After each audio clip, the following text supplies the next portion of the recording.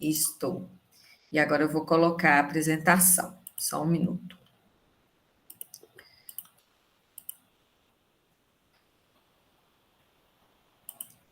Prontinho.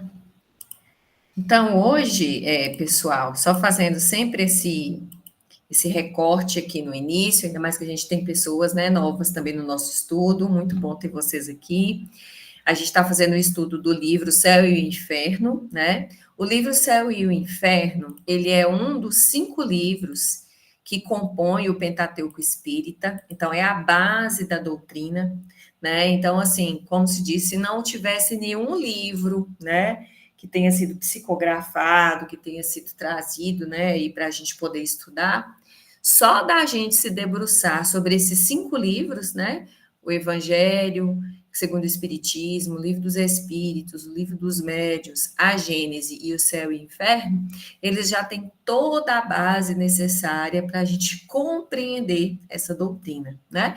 Então, ele compõe o Pentateuco, e a gente traz também sempre outras literaturas de apoio, né? O Livro dos Espíritos, o Livro dos Médiuns e o Evangelho, para endossar a nossa fala aqui sobre o livro Céu e Inferno, tá?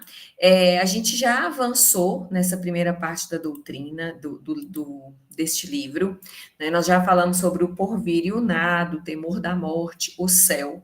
Finalizamos o inferno na semana passada, e hoje vamos falar sobre o purgatório, tá? Então, é um novo capítulo que a gente vai estar iniciando hoje. E aqui tem uma segunda parte desse nosso roteiro de estudos, né, que vão compreender algumas passagens, né, já ditadas por espíritos para trazer essa explicação, tá?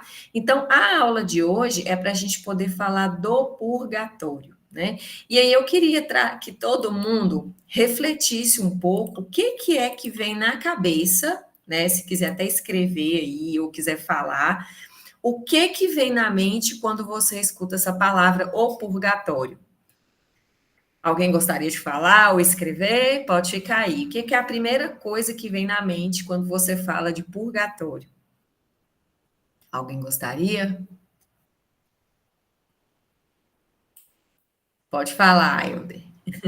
O que me veio na cabeça foi algo no sentido assim que é o que eu trago de muitos anos atrás, quando ele falava assim, é aquela pessoa que nem é tão ruim para ir para o inferno, nem é muito boa para ir para o céu. Então, tem uma chancezinha de passar uma temporada e fazendo um estágio em algum lugar, né?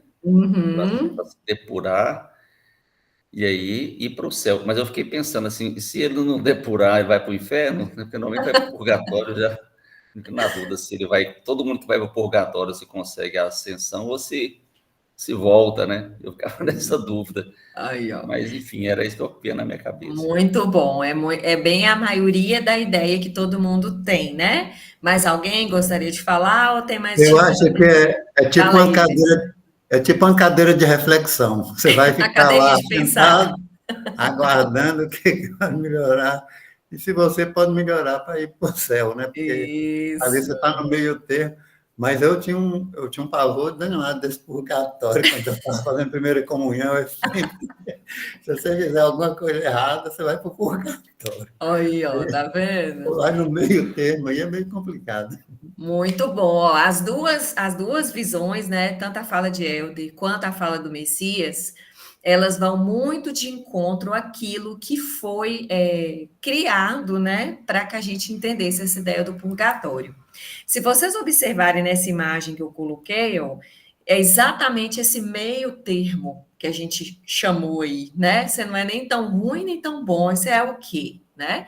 E aí, se vocês observarem na imagem, ó, tem uma parte aqui de cima, como se estivéssemos representando os anjos, né, e as santidades, e aqui na parte de baixo, aquela questão do sofrer, e seria essa metade aí do caminho, né? Então, é sobre isso que nós vamos falar hoje, né? Como é que se deu essa criação do purgatório? Então, a primeira coisa que é importante, né, o Evangelho ele não faz nenhuma menção sobre o purgatório, até para a gente poder entender por que não faz essa menção. E essa imagem, essa visualização, ela só foi admitida pela igreja no ano de 593. Olha que interessante, né? Então, foi uma coisa bem posterior, né, que se foi 593, já tinha passado 500 anos, né, da vinda de Jesus Cristo, né?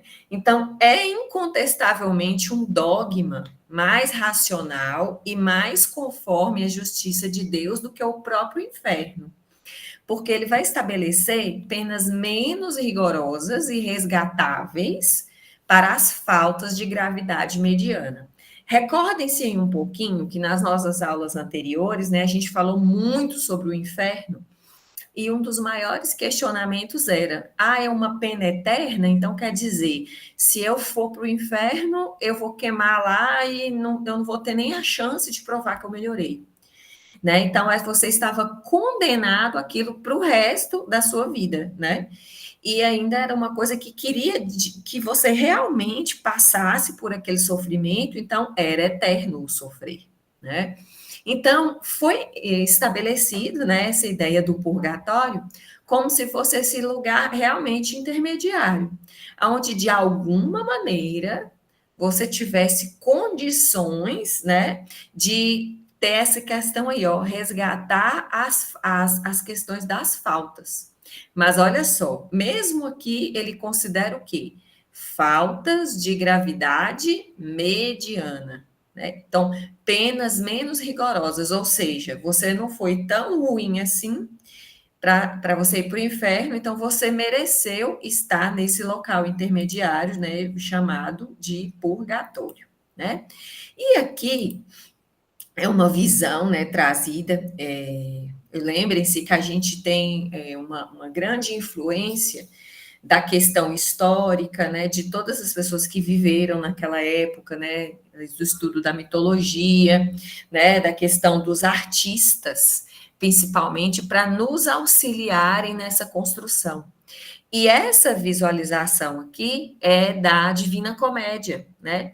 Que fala sobre o caminho de Dante para que ele alcançasse o céu, que ele alcançasse o paraíso. E, gente, essa é uma visualização do purgatório. Olha para vocês verem como que é essa construção. Aqui é uma figura, né, mais bonitinha, mais colorida, mas aqui, e ali eu vou trazer a explicação mais detalhada delas, mas vocês podem reparar que se chega aqui, né, através de um rio que é trazido por essas almas que precisam ser resgatadas, né? Vocês viram que aqui na metadezinha, antes de começar a subir esses discos aqui, ó, esses círculos, aqui é o que a gente chama de Portal de São Pedro. Então, aqui é como se fosse a porta para você ascender nesses degraus aqui desse purgatório. Aqui na lateral vai estar escrito, né, em outra língua, mas aqui, ó, se você reparar, nós vamos ter 7 círculos, cada um representando um pecado capital. E daqui a pouco a gente vai entender o porquê. E só aqui em cima, o Jardim do Éden, que é a ilustração do paraíso, né? Então, alcançar este paraíso, então, olha só, para você alcançar o paraíso, você precisa avançar aqui por essas escadinhas aí do purgatório, tá? Então, foi um mecanismo encontrado para essa explicação. Então, aqui, de maneira bem detalhada, né, o purgatório seria essa montanha composta por esses círculos ascendentes, que eles chamam de cornijas, reservados àqueles que se arrependeram em vida de seus pecados e estão em processo de expiação dos meios. Então, aqui, igual falei que tinha a ver com o que Helder disse, a ver com o que Messias falou também, Messias falou lá da cadeirinha de reflexão. Então, quando a pessoa ela está nesses estágios, né, de acordo com o mal que ela cometeu, ela vai ocupar aí esses locais para que ela possa expurgar esse mal, passar por esse arrependimento, né? Seria essa cadeirinha da reflexão, né? Então, aqui, ó, a porta de São Pedro, como está indicado aí, e um detalhe, nesse purgatório, as almas assistem às punições daquelas outras almas que, por terem pecado mais intensamente, foram direto para o inferno. Então, essas daqui é como se elas tivessem tido uma segunda chance, né? não foi assim uma coisa tão ruim que elas cometeram e aqui elas poderiam se arrepender disso, tá? Aqui eu tenho uma legenda, essa legenda ela traz até algumas coisas interessantes, que aqui coloca, ó, se você olhar aqui no A, são as pessoas que chegam, né, os excomungados, depois no B, os arrependidos à beira da morte, aqueles que sofreram mortes violentas, e vai subindo até o portão do purgatório. E para alcançar o Jardim do Éden, que é esse paraíso, ele vai passando aí, ó, pelas escalas, como eu disse, dos 7 pecados capitais: a soberba, a inveja, a ira, a preguiça, a avareza, né? E aqui tem um detalhe interessante que ele fala sobre o pródigo. Nós vamos entender por quê, né? Aqui depois a luxúria, né? Enfim, então essa escalada. Então, só para a gente entender a proposta do purgatório. Então, cada um desses círculos, eles se correspondem a um pecado capital, nessa ordem aí, e foi colocado lá os avarentos e os pródigos juntos. Por quê? Porque são 2 extremos. Então, o avarento é aquele que valoriza demais o dinheiro e o pródigo é aquele que o desperdiça. Então, propositalmente, foram colocados nessa situação, né? E aí a gente poderia parar para pensar, olha aí as nossas reflexões. Se isso daqui fosse verdade, agora, quem ia para o inferno, quem ia para o céu, ou quem é que estaria aí nessa escalazinha do purgatório? Que é uma das coisas que a gente tem maior dificuldade, e a gente vem fazendo reflexões nesse estudo, né? Quem é que iria determinar para qual lugar cada um vai? Não é assim? Porque, assim, se mandar a gente escolher, determinar, eu acho que a Maria vai falar que gostaria de ir para o céu, né? A gente sabe que a gente não é anjo, mas gostaríamos todos de ir para o céu. Mas como é que seria feita essa escolha, né? E essa colocação de cada um aí? Quem é que seria o responsável por fazer isso? Né? Isso aí estaria de acordo com as nossas atitudes, ou é Deus que vai decidir? Tá vendo como as coisas, quando elas são colocadas dessa maneira, elas ficam mais difíceis da gente compreender e assimilar, até aceitar, né? Então, é uma das coisas mais interessantes que a gente traz quando a gente abre os nossos, amplia a nossa consciência, quando a gente estuda, né, essas questões. Então, o princípio do purgatório é fundamentado na equidade. Porque se você comparar a justiça humana, é a detenção temporária a par de uma condenação perpétua, né? Então, quer dizer, ele é menos pior do que ir direto para o inferno. E aí ele coloca: que julgar de um país que só tivesse a pena de morte para os crimes e os simples delitos? Ou seja, independente daquilo que você fez, vai todo mundo para o mesmo lugar, né? Então, de certa forma, foi uma conceituação mais bem aceita, né? Porque a gente já estaria raciocinando, já tendo essa consciência de que, né, não poderia ser colocada à prova e colocada as mesmas condenações para pessoas que tenham feito coisas diferentes, né? E isso vem caminhar, de certa forma, com aquilo que depois a doutrina espírita explica tão bem, a respeito, né, de que a gente colhe os frutos daquilo que a gente planta, de aquilo que vai acontecer conosco, que está relacionado com as nossas escolhas, e assim sucessivamente, né? Então, já é como que meio que um amadurecimento, né, dentro daquilo que depois viria ter um esclarecimento maior com a doutrina. Então, sem esse purgatório, né, o que ia acontecer? Só para a alma haveria só 2 alternativas, né? Ou a felicidade eterna, ou também o suplício eterno, né? Ou céu ou inferno. E aí, aquilo que eu coloquei, nessa hipótese, que seria das almas somente culpadas de ligeiras faltas, né? E aí a gente pode pensar, nossa, a pessoa ela fez um deslizezinho a vida inteira, ela vai para o inferno, né? Ou então eles compartilhariam da felicidade daqueles que são eleitos, né? Ainda enquanto imperfeitas, ou sofreria o castigo dos maiores criminosos, ainda quando não houvesse feito muito mal. o que não seria nem justo, nem racional. Então, pela própria lógica dessa existência de céu e inferno, verificou-se que estaria muito amplo, muito extremo, né? Precisaria de ter esse meio termo aí, para que a gente pudesse, né, hierarquizar as nossas boas ações ou as nossas más condutas, né?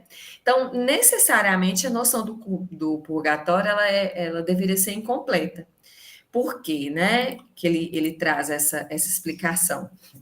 Conhecendo a penalidade do fogo, que é aquilo que coloca, principalmente como o advento do inferno, né, o purgatório seria um inferno menos tenebroso, visto que as almas aí também ardem, embora em fogo mais brando, né?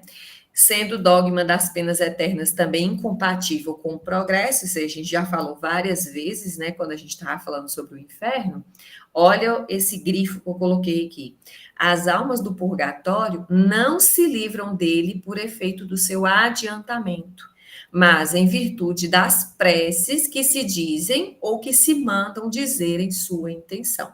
Então, vamos parar para pensar aqui um pouquinho. Então, quando você está lá na cadeirinha de pensar, na cadeirinha para reflexão, lá em um daqueles andares, pela concepção desse purgatório, você ficaria lá rezando, né?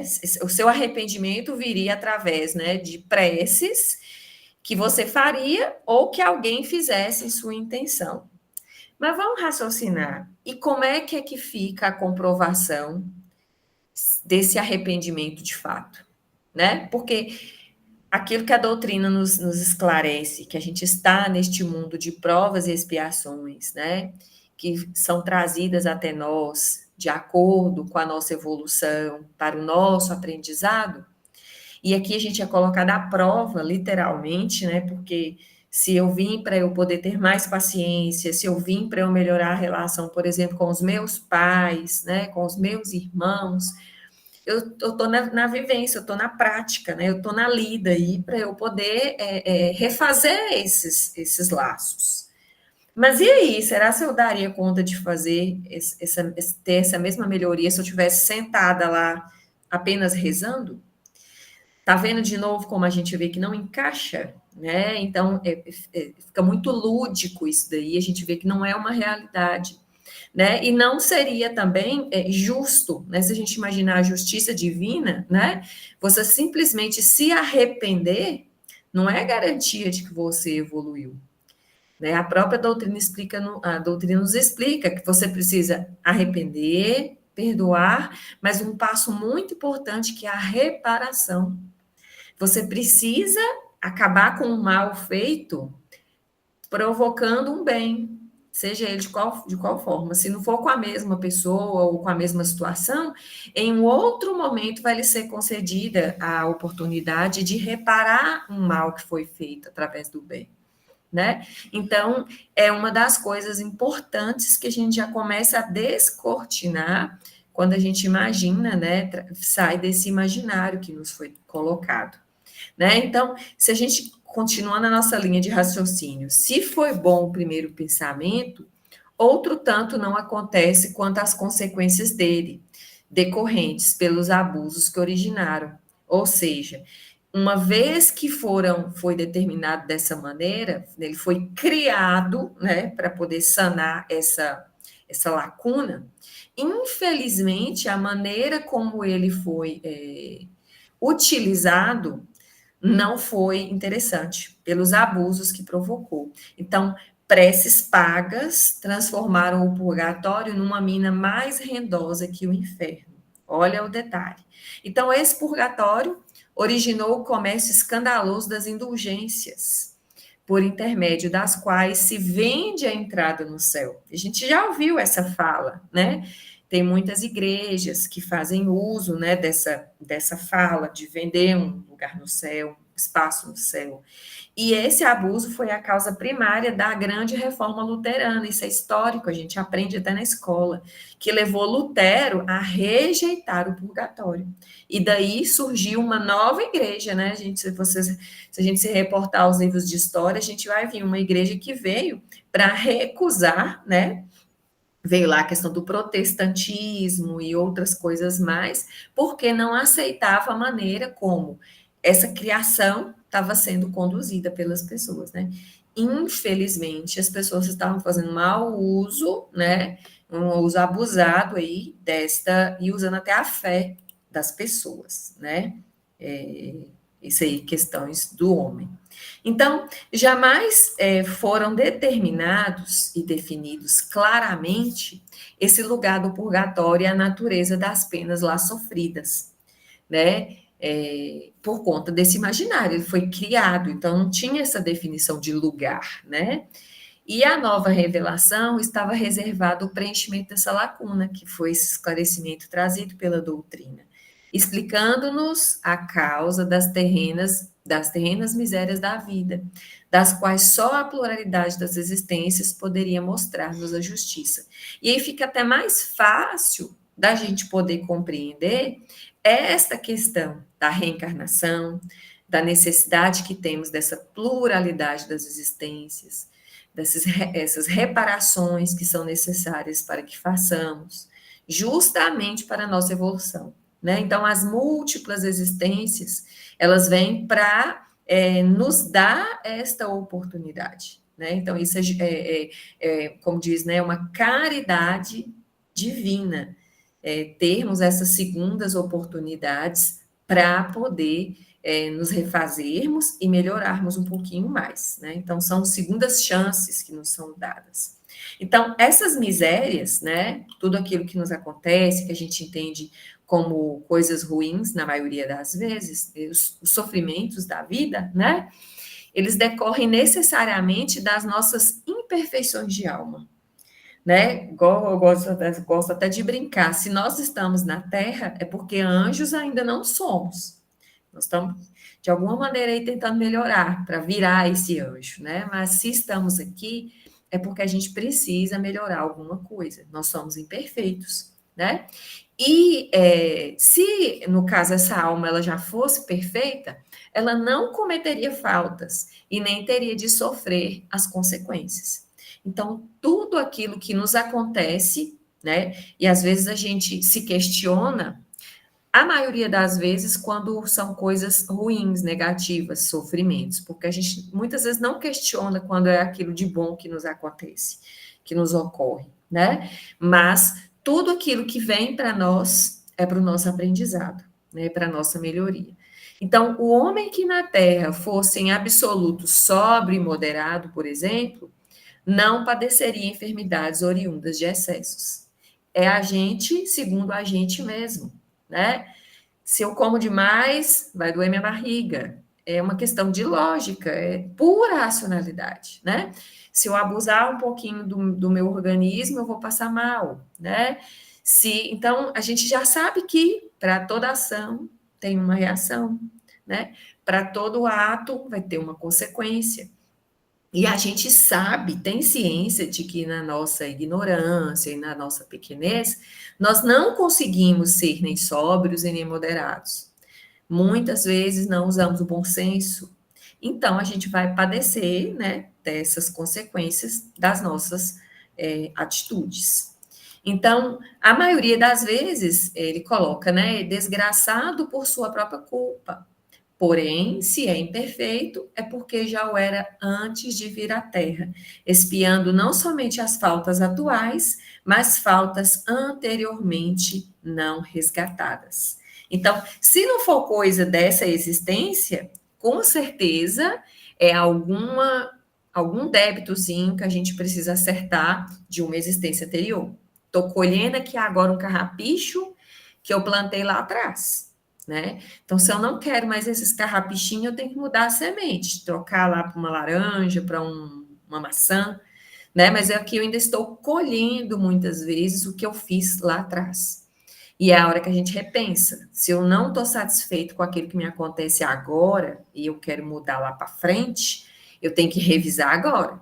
Então, é agora que eu tenho que recalcular minha rota, é agora que eu tenho que fazer minhas reformas, né? Para eu mudar o meu futuro lá na frente. Então, reparar em uma vida de provações o que a outrem fez sofrer em anterior existência. Aí, ó, muito claro reparar, né? Então, a gente precisa dessa reparação, bem diferente de ficar lá sentado, contemplando, rezando para ver se as coisas acontecem. Então, as vicissitudes que a gente experimenta são, por sua vez, uma correção temporária e uma advertência quanto às imperfeições que a gente precisa eliminar, a fim de evitar males e a gente progredir para o bem, né? Então, elas vêm para nosso auxílio. Então, elas são para a alma como lições de experiência. Algumas vezes elas podem ser rudes, mas são proveitosas para o futuro, porque são muito profundas as impressões que deixam. Então, essas vicissitudes, elas ocasionam incessantes lutas que vão desenvolver as forças e as nossas faculdades intelectivas e morais, que é aquilo que eu falei. Como é que eu vou provar que eu agora tenho a paciência necessária se não for me dado a prática dessa paciência, né? Como é que eu vou provar que eu melhorei se não for me colocado uma condição para eu provar tudo isso? Então, todas essas lutas, os percalços, os desafios, né, a alma ela vai se retemperar no bem, triunfando sempre que tiver de nodo para mantê-las até o fim. Então, aquela coisa que a gente fala, né, o tempo cura tudo. Às vezes a gente repensa, né, nossa, se fosse eu anos atrás, eu ia agir de outra maneira. E a gente vê que a maturidade, né, as cascas que a gente vai criando, elas também vão nos auxiliando, vão nos preparando nesse caminho. E se durante esse tempo, né, você tem boas energias, boas influências, né? Amplie sua consciência para você rever seus passos, com certeza você vai ter condições de colher frutos melhores lá na frente, né? E o prêmio da vitória, ele está na nossa vida espiritual, onde a alma entra radiante e triunfadora, como um soldado que se destaca da refrega para receber a palma gloriosa. E eu coloquei essa frase, é uma das frases que fecha um dos itens que a gente ia fechar a aula hoje, e eu coloquei essa foto de Divaldo, né? Com esse sorriso largo, que era a imagem que ele deixou para nós, né? Deixou para nós aqui, né? Porque a gente sabe que ele está aí, continua em outros planos muito melhores, porque veio e cumpriu muito bem a etapa dele aqui. Imagina uma pessoa que morreu com 98 anos, trabalhou até dias antes, né, do seu desencarne, e realmente é um exemplo de alguém que teve essa vitória, né, e continua nessa vida espiritual, por conta de todas as benfeitorias que ele fez, né, deixou para nós. Então, que a gente se inspire, né, claro que a gente não chega nem um milésimo de tudo aquilo que ele fez, né, deixou ir a mansão do caminho, educou mais de 600 crianças, né, adotou um monte deles, então, assim, meu Deus, é muita coisa bonita de se ver, mas fica a lição para que nós, né, no nosso pequeno ciclo, nosso pequeno círculo, ou familiar, né, principalmente, se a gente se dedicar para melhorar essa etapa, pode ser que tenha sido só essa tarefa que a gente veio para poder cumprir aqui, né? E deixar para as próximas outras coisas que a gente depois vai dar conta de resolver, ok? Então, o nosso estudo encerra aqui. Alguém gostaria de fazer algum comentário antes da gente fechar? Pode falar. Eu, de novo, você acredita? É porque você falou a questão do Divaldo, e de fato, né, sem comparações. O Divaldo e tantos outros, né, que têm a tarefa de missionários, eu acredito assim, né? Mas você falou uma coisa interessante, que a gente também não deve se comparar com ninguém. A comparação nossa é com, né, o Helder da encarnação passada, é com o Helder do ano passado, da semana passada. Então, assim, porque às vezes a gente fica se comparando com pessoas que estão ainda, de fato, muito distantes, evoluídas espiritualmente do que a gente, isso pode nos gerar, talvez, até um desconforto, e a gente vai imaginar, nossa, eu não vou conseguir ser fulano, então eu vou, né, rodar a baiana agora, porque eu não vou conseguir mesmo. Mas aí o que você falou, interessante, que às vezes a nossa... conversamos até isso hoje, né? Foi mesmo. Nós conversamos isso hoje, falando assim, que a missão nossa talvez seja pequenininha, mas de uma responsabilidade enorme, por nos dar essa oportunidade, às vezes, de fazer uma coisa menor, ou que seja na nossa casa, com a nossa família, ou no próprio centro espírita, né? que seja fazer uma mudança pequena que seja na nossa vida, mas que na próxima vida a gente virá cada vez mais fortalecidos, né? Então, se não queira ser um Divaldo, um Chico Xavier, se antes ser a Kênia, o Helder, a Elza, o Messias, né? Assim, todos nós temos os nossos objetivos de vida, objetivos de encarnação, né? Que a gente não desanime por conta disso. Exatamente. Cada um com sua missão, né? Cada um com sua tarefa. E eu falei, os pequenos milagres, né? A gente muda um dia atrás do outro, perto daquilo que a gente mais tem. Então, eu fico até lembrando daquela passagem que eles falam, né? Que a pessoa estava lá na praia e aí tinha um tanto de estrela do mar fora da água, e a menininha jogando as estrelas de novo, e o cara passa e fala que, nossa, ela não ia dar conta de jogar todas as estrelas, né? E ela falou que não tinha problema, para aquela que ela conseguiu devolver para a água, ela teria feito a diferença. Então, às vezes, a gente pode estar fazendo essa pequena diferença, e vai que era só isso aí que você precisava fazer nesse momento aqui, né? Então, é a gente ter essa aproximação, né? Com os nossos espíritos amigos, né, a própria leitura, o nosso esclarecimento, esse ampliar de consciência vai nos auxiliar, né, nessa condução que a gente vai dar aí das nossas tarefas, né, que a gente tem para fazer. Então, era isso, vou parar aqui a gravação, espero que vocês tenham